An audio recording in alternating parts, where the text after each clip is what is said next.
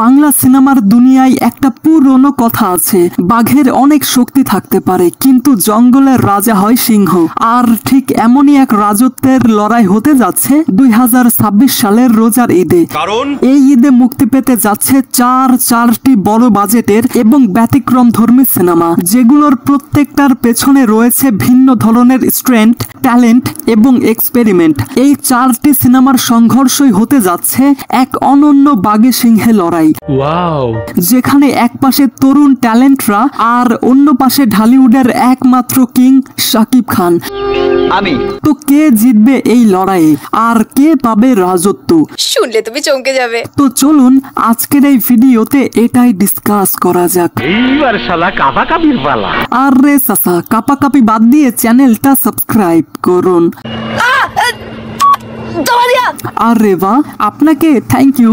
প্রথমেই রয়েছে সিয়াম আহমেদের রাক্ষস। সিয়াম আহমেদ বর্তমান প্রজন্মের সব থেকে প্রতিশ্রুতিশীল নাম। ছোট পর্দা থেকে বড় পর্দায় তার যাত্রাটা একেবারে গল্পের মতো। প্রথমে পোড়ামন 2 দিয়ে শুরু, এরপর একাধারে বিশ্ব সুন্দরী, শান, দামাল অথবা জঙ্গলি। এই প্রত্যেকটা সিনেমায় তিনি নিজের পরিশ্রম আর অ্যাক্টিং এর মাধ্যমে নিজেকে নতুন করে প্রমাণ করেছেন। বিশেষ করে জঙ্গলি সিনেমার পর থেকে সিয়ামকে ঘিরে অডিয়েন্সদের প্রত্যাশা আকাশচুম্বী। তার প্রত্যেকটা প্রজেক্টেই একটা নতুনত্ব থাকে নিজেকে ভেঙে নতুন ভাবে উপস্থাপনের চেষ্টা।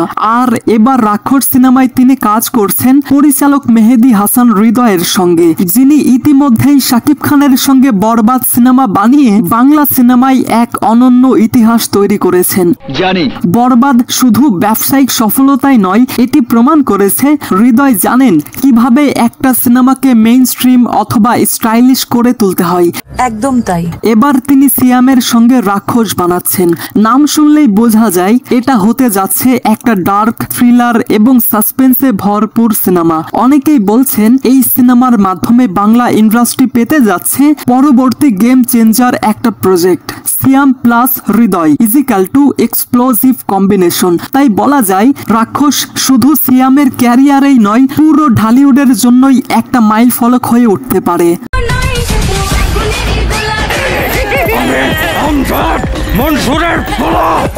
এরপর কথা বলা যাক দম সিনেমা নিয়ে। এই সিনেমায় আছেন আফরান নিশো, যিনি ছোট পর্দার রাজা হিসেবে অনেক আগেই নিজের অবস্থান তৈরি করেছেন। কিন্তু 2023 সালে সুড়ঙ্গ এবং 2025 সালে দাগি সিনেমার পর তিনি প্রমাণ করেছেন বড় পর্দাতেও তার দম কম নয়।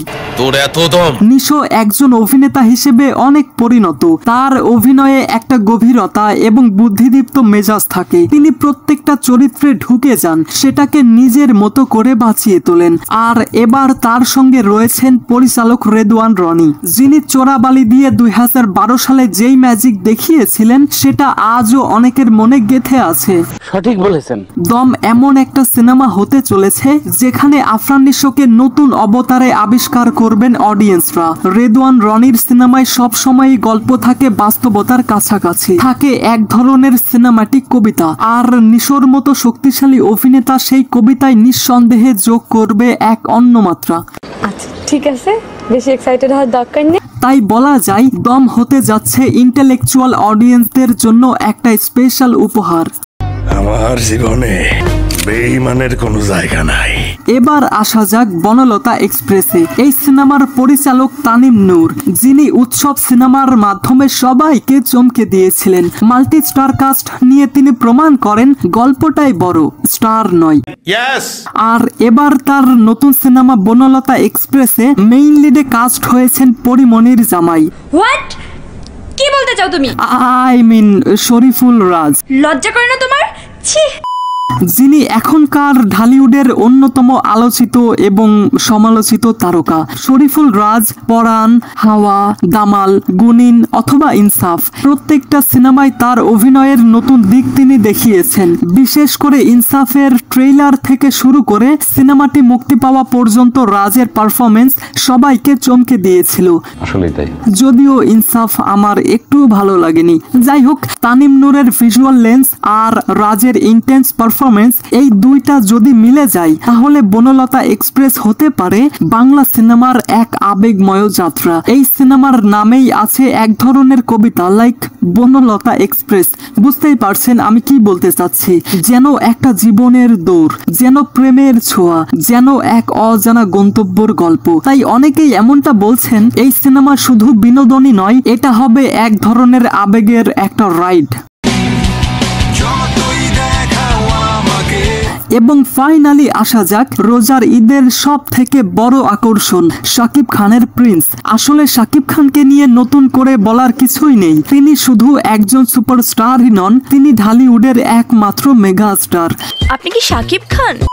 বাংলাদেশের চলচ্চিত্র ইতিহাসে এমন ধারাবাহিক জনপ্রিয়তা আর এমন স্টার পাওয়ার কেউই অর্জন করতে পারেনি। প্রত্যেকটা যুগে, প্রত্যেকটা প্রজন্মে শাকিব খান নিজেকে নতুন করে প্রমাণ করেছেন, লাইক শিকারী, নবাব, প্রিয়তমা, তুফান, তাণ্ডব অথবা বরবাদ। প্রত্যেকটা সিনেমাতে তিনি দেখিয়েছেন কেন তাকে বাংলা সিনেমার কিং বা সিংহ বলা হয়। তাও সত্য।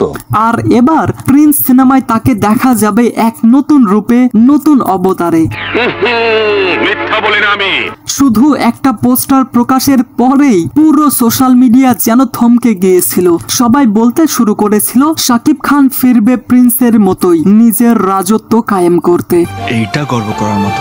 পরিচালক আবু হায়াত মাহমুদ নবাগত হলেও শাকিব খানের মতো আইকনিক স্টারকে নিয়ে কাজ করার মানে তিনি নিশ্চয় বড় কিছু প্ল্যান করেছেন। অনেকের প্রেডিকশন প্রিন্স হবে 2026 সালের সব থেকে স্টাইলিশ এবং সব থেকে প্রভাবশালী সিনেমা, যেই সিনেমার সামনে কেউই টিকবে না। কারণ যেখানে শাকিব খান আছেন সেখানেই থাকে গ্ল্যামার, পাওয়ার এবং রাজত্ব।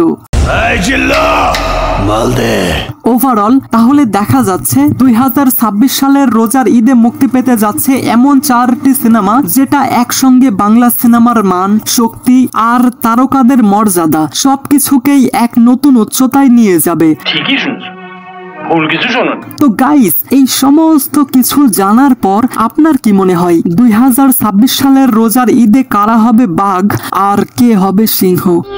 আমি আপনাদের মতামত কমেন্টে জানাতে পারেন। তাইলে চাচা আজকের মতো আমি যাই, হ্যাঁ? So I hope you like this video. If you like this video then subscribe to my channel and press the bell icon. Thanks for watching guys.